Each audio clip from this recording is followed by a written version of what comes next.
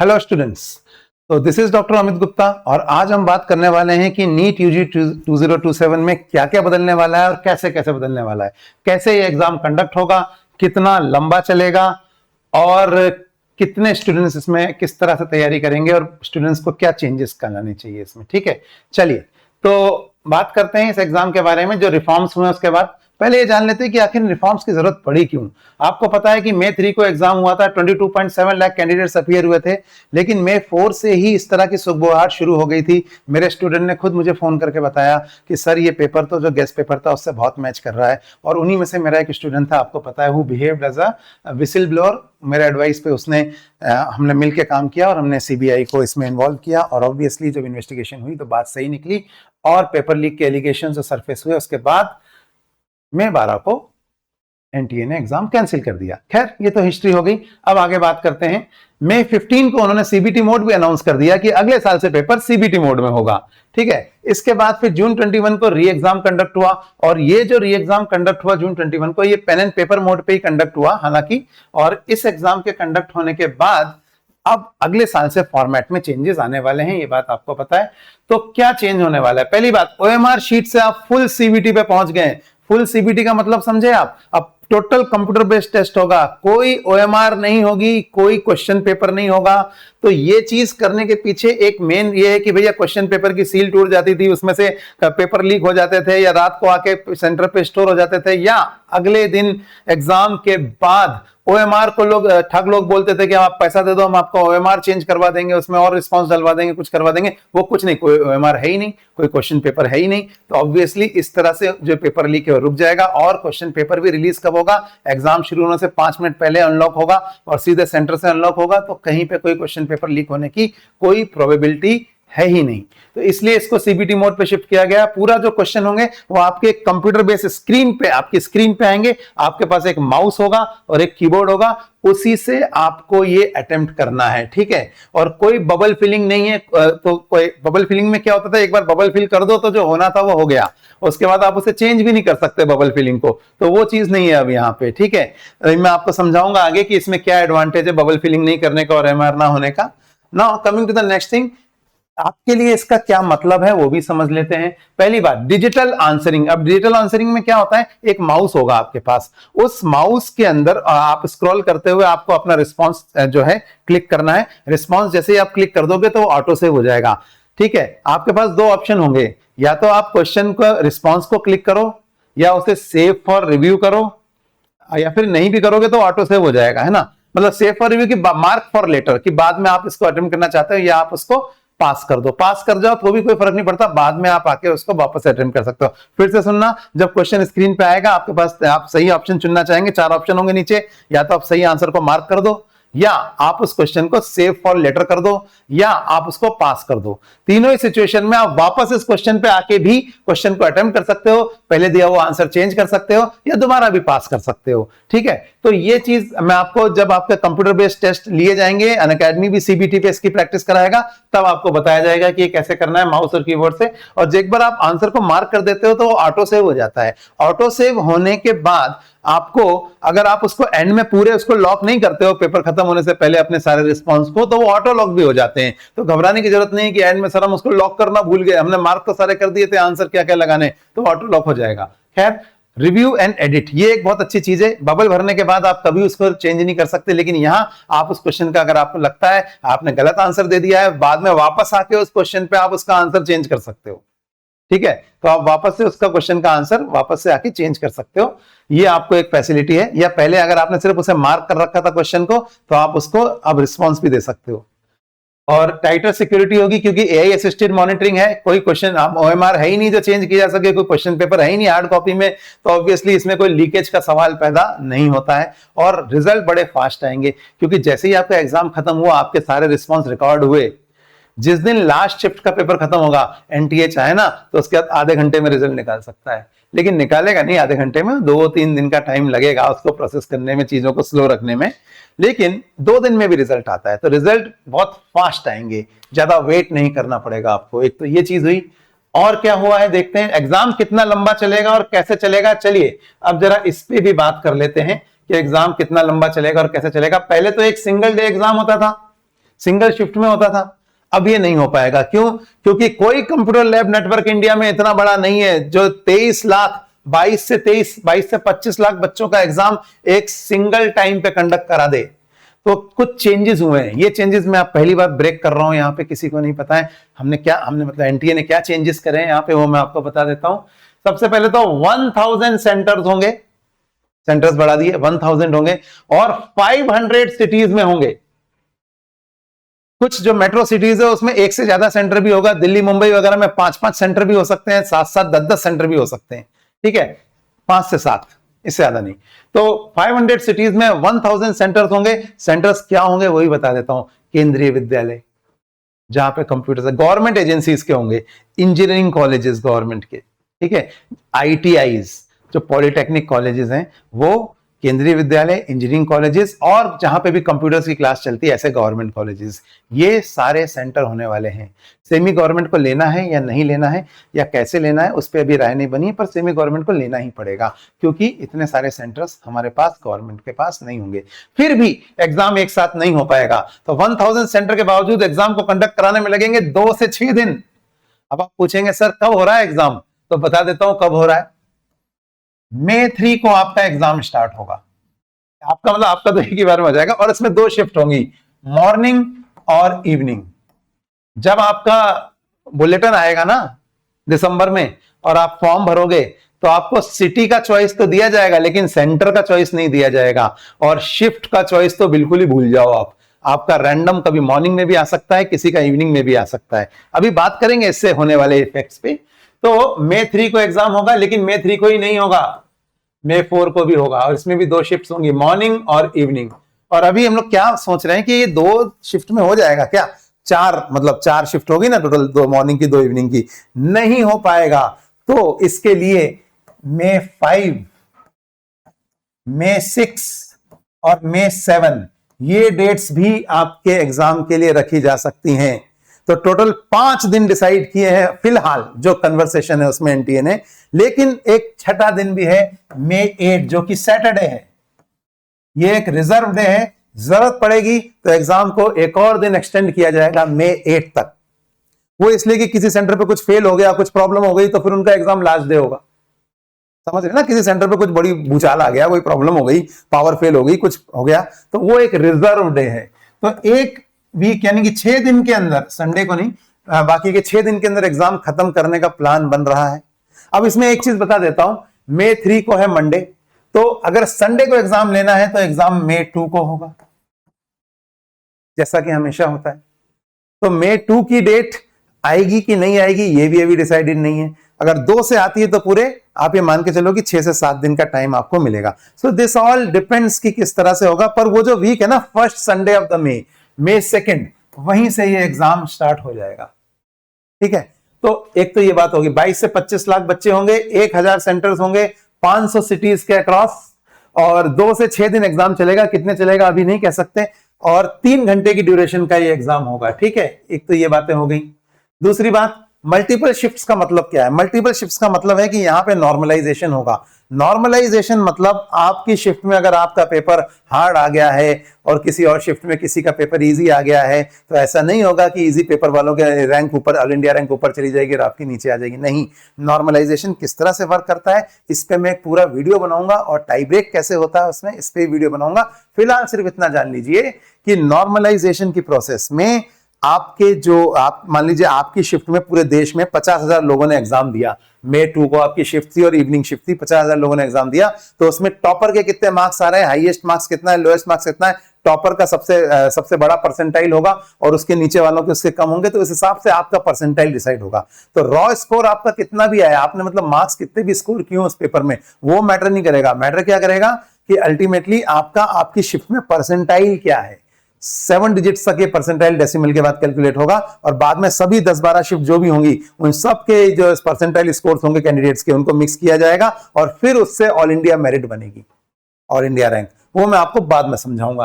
फिलहाल इतना कि परसेंटाइल मतलब ये नहीं है कि किसी का पेपर डिफिकल्ट आ गया है तो फिर वो गया, मतलब वो उसकी रैंक पीछे रह जाएगी, ऐसा नहीं होगा। तो ये नॉर्मलाइजेशन मेथड ऑलरेडी यूज हो रहा है जेईई मेंस में और सीयूईटी में, तो ऑब्वियसली ये एक टेस्टेड मेथड है, इससे आपको घबराने की जरूरत नहीं है।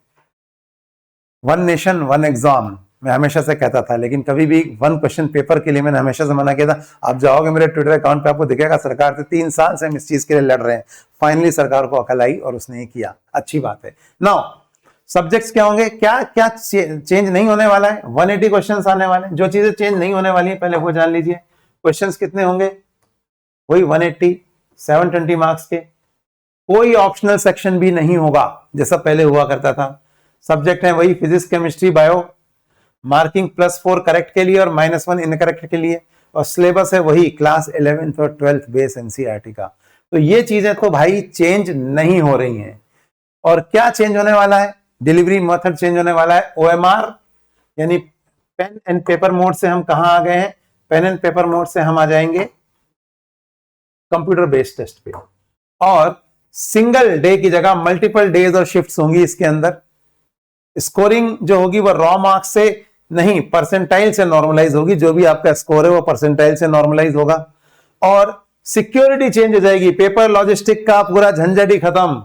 एआई बेस्ड डिजिटल मॉनिटरिंग होगी। जो आपकी स्कैन, जो आपकी रिस्पॉन्सेज जो वहां पे आपके रखे गए हैं सेव करने के बाद, वो सब एक सॉफ्ट कॉपी में होगा which can not be cracked. तो लीकेज वगैरह के कोई चांस या पोस्ट एग्जाम मैनिपुलेशन के कोई चांसेस नहीं होंगे। ठीक है, ऑफिशियली क्या कंफर्म हुआ है कि सीबीटी मोड होने वाला है। आपको ऑफिशियल इंफॉर्मेशन पे चलना है।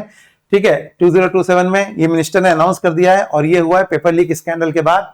क्या चीज कंफर्मेशन के लिए अभी भी अवेटेड है? कंफर्मेशन के लिए अवेटेड है वो ये है कि 2 से 3 दिन लग सकते हैं या 5 से 6 दिन भी लग सकते हैं। 15 मिनट का एक्सटेंशन दिया जाएगा या नहीं दिया जाएगा जैसे हमेशा दिया जाता था, ये मैं आपको बता देता हूं। हालांकि ऑफिशियली कंफर्म नहीं है, नहीं दिया जाएगा। एक बार पेपर स्टार्ट हो गया फिर नहीं दिया जाएगा, लेकिन शुरू के 15 मिनट मिलेगा आपको। पेपर स्टार्ट होने से पहले शुरू के 15 मिनट आपको ये मिलेगा। पेपर कब होगा, एग्जाम डेट और जो उसका ऑफिशियल बुलेटिन में ही आएगा। लेकिन मैं आपको बता देता हूं कि 2 शिफ्ट्स होने वाली है ना। मैंने आपको क्या कहा, 2 शिफ्ट्स हैं, एक मॉर्निंग शिफ्ट है और एक इवनिंग शिफ्ट है। तो मॉर्निंग शिफ्ट होगी 10 से 1 और इवनिंग शिफ्ट होगी 2 से 5। हाँ, इसमें यह है कि आपको सेंटर पे 9 बजे के बाद घुसना होगा। 9:45 से 9:10 PM तक का टाइम आपको पूरा कस्टम होने के लिए जाएगा। 1 बजे आपसे खत्म कर दिया जाएगा पेपर। इधर 2 बजे वालों को हो सकता है 5:30 तक जाए, 2:15 पे स्टार्ट करके। तो ये सब चीजें माइनर डिटेल्स बाद में जो है डिसाइड होंगी, ये अभी नहीं होगा। तो ये जब प्रोस्पेक्टस आएगा दिसंबर में, उसके बाद आपको पता चलेगा। तो भाई ये चीजें होगी जो अवेटिंग कंफर्मेशन है। अब स्टूडेंट को क्या करना चाहिए, व्हाट टू फोकस ऑन? पहली बात, स्क्रीन रीडिंग का स्टेमिना बनाइए भाई।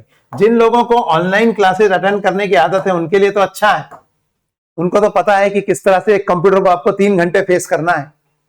ठीक है, तो ऑन रीडिंग स्क्रीन का रीडिंग का स्टेमिना होना चाहिए आपको। पूरा 3 घंटे का मॉक पूरा प्रैक्टिस करना आपको आना चाहिए। दूसरा, डिजिटल इंटरफेस को मार्क करना चाहिए। माउस कैसे चलाते हैं, कर्सर कैसे चलाते हैं, कैसे ऑटो सेव कैसे किया जाता है, रिव्यू के लिए कैसे मार्क किया जाता है क्वेश्चन को, और किस तरह से नेविगेशन किया जाता है, ये सब चीजें आपको पता होनी चाहिए। ठीक है, और एक्यूरेसी को प्रायोरिटाइज करना है। तुक्का या गैसवर्क नहीं चलेगा। You know why? Because tie break जब होता है ना, अगर दोनों के मार्क्स सेम है, आप सोचोगे +4 -1 +4 -1 चलता है, तो मैंने 4 तुक्के लगाए जो गलत हुए और एक मेरा तुक्का सही हो गया, और दूसरा वाला जो बच्चा है उसने वो 4 क्वेश्चन अटेम्प्ट नहीं करे और एक ही अटेम्प्ट किया, उसका भी सही हुआ, तो दोनों के मार्क्स तो सेम आए। तो नहीं, वो जीतेगा, आप हारोगे। क्योंकि जिसके नेगेटिव ज्यादा होते हैं ना, टाई ब्रेक में उसकी रैंक पीछे जाती है।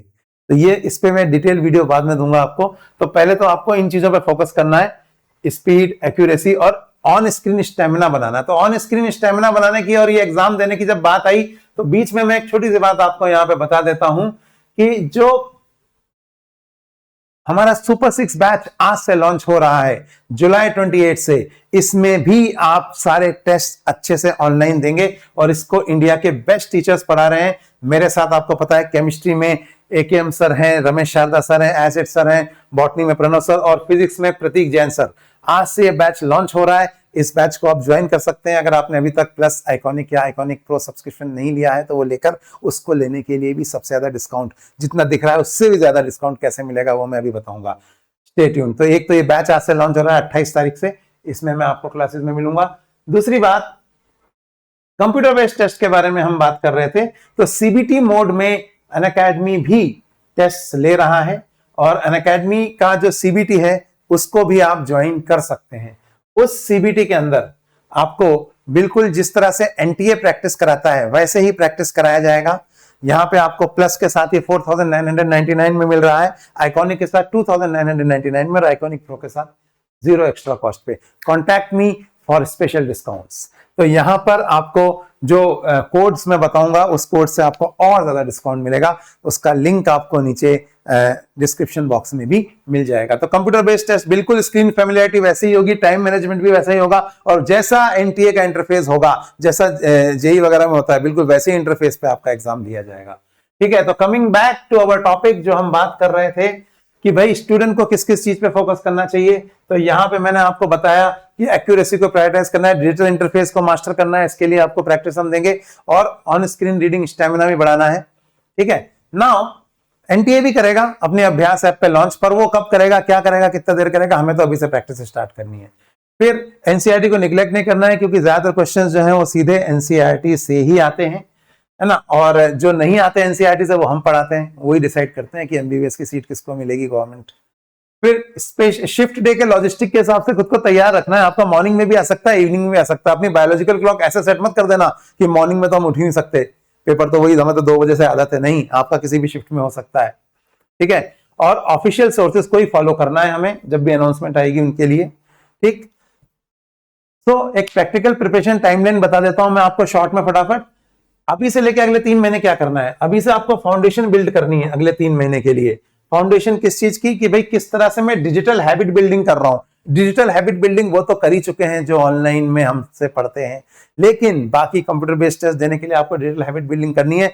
जो अनअकैडमी के सीबीटी में बता रहा था ना, उसमें से आपको बहुत सारे टेस्ट 70+ सेंटर्स जो अनअकैडमी के हैं उन पे भी जाके आप दे सकते हैं, ऑफलाइन की तरह से computer based test offline centres पे भी। ठीक है, तो ये हैबिट बिल्डिंग करें, रोज एक वीक में एक फुल मॉक जरूर लें, ताकि आपको स्क्रीन से फेमिलियरिटी हो जाए।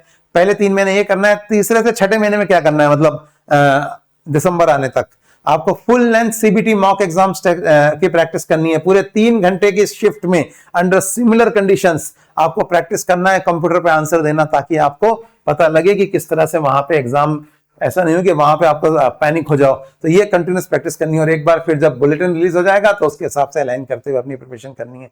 फाइनली लास्ट 4 वीक्स में क्या करना है, कैसे स्पीड और एक्यूरेसी दोनों मेंटेन करनी है, इस पे स्पेशल वीडियो में तब रिलीज करूंगा जब एग्जाम आने वाला होगा। AIR 1 से लेके AIR 100 तक पिछले 25 सालों में ऐसी कोई रैंक नहीं है जो मैंने प्रोड्यूस नहीं करी हो। इनफैक्ट AIR 1 से लेके AIR 1000 तक प्री मेडिकल की हर रैंक का स्टूडेंट मेरा इंडिया के हर कॉलेज में पढ़ रहा है। तो ये सब बातें मुझे बताने की, एक्चुअली मुझे अपनी तारीफ करना अच्छा नहीं लगता, तो मैं सब बोलूंगा नहीं, आप मेरा नाम सर्च करेंगे गूगल पे, आपको पता लग जाएगा। ठीक है, मैं कोई यूट्यूबर नहीं हूँ, हालांकि मैं यूट्यूब पे ही आपका वीडियो आप लोगों को आपको समझाने के लिए बना रहा हूँ। वी आर एक्चुअल टीचर्स जिन्होंने रिकॉर्ड्स आफ्टर रिकॉर्ड्स क्रिएट किए हैं। तो ऐसी टीम से जब आप पढ़ेंगे तो डेफिनेटली आपका भी सिलेक्शन होगा। Now coming back to the point यहाँ पे कि स्पीड और एक्यूरेसी के बारे में हम फाइनल 4 वीक्स में बात करेंगे। तो ये तो हो गया भाई, हमने जो डिस्कशन किया क्या बदलने वाला है और क्या नहीं, की टेक अवेज क्या है। देखो फॉर्मेट चेंज हो रहा है लेकिन फंडामेंटल चेंज नहीं हो रहे हैं। अब इसका क्या मतलब है, फॉर्मेट चेंज हो रहा है फंडामेंटल नहीं, भाई एग्जाम डिफरेंट होगा, हो सकता है एक से ज्यादा शिफ्ट्स में हो, है ना, और स्प्रेड अक्रॉस सेवरल डेज होगा, परसेंटाइल स्कोरिंग पे होगा, लेकिन सिलेबस और जो डेप्थ के क्वेश्चंस है वो तो वैसे ही आएंगे ना। वो तो तभी आएंगे ना जब आप किसी अच्छे टीचर और अच्छी टीम से पढ़ेंगे जिनको एक्सपीरियंस है पढ़ाने का। ठीक है, तो फुल 1 ईयर कोर्स में ही ज्वाइन करके पढ़ाई करें, ऐसे लास्ट 1 शॉट से कुछ होता नहीं है। तो ये बातें मैं आपको यहाँ पे बताने के लिए नहीं हूं। So keep checking the official information, जैसा भी होगा हम फिर आप लोगों के साथ इस पे आगे चर्चा करेंगे। और फाइनली मैं आपको जो बताने जा रहा था कि अगर आप एजी सर कोड यूज करते हैं, इसका लिंक आपको डिस्क्रिप्शन में ही मिल जाएगा। तो ये रहा कोड, और इसके स्पेशल रिवार्ड्स क्या हैं जो आपको ये कोड यूज करने पे मिलेंगे वो भी मैं आपको बता देता हूं। आपको हाईएस्ट डिस्काउंट तो मिलेगा ही, जितना मिल रहा है उससे भी ज्यादा। उसके अलावा आपको सभी नीट यूजी की बुक्स, नीट बुक्स चैनल है मेरा, उस पर आपको फ्री ऑफ कॉस्ट मिलेंगी। उसके अलावा आपको मेरे प्रीमियम ग्रुप में एंट्री मिलेगी जहां पर मैं खुद आपकी मेंटरशिप करूंगा, और 24 hour dedicated doubt solving channel होगा आपका, जिसमें एक्चुअली ऑफलाइन के कोटा के बेस्ट फैकल्टीज आपका पूरा डाउट सॉल्विंग लेंगे। कोई डाउट टीचर्स नहीं, real best faculties of Kota top faculties जिनके नाम आप सुनोगे तो आप सोचोगे ऐसा ये टीचर्स डाउट भी लेंगे हमारे, तो वो आपको वहीं मिलेंगे कोटा एक्सप्रेस के स्पेशल डाउट सॉल्विंग चैनल में। और उसके अलावा सभी टीचर्स के अनअकैडमी के सभी कोर्सेज का फ्री एक्सेस तो मिलेगा ही मिलेगा। ठीक है, तो ये रहा कोड, और मिलते हैं हम क्लासों में। क्लासेस हमारी शुरू होने जा रही हैं आज ही से क्लासेस शुरू हैं, आपको पता है ना। तो आज शाम को हम लोग मिलेंगे प्लस क्लासेस में, सुपर 6 बैच स्टार्ट हो रहा है। See you all in plus, let's crack it.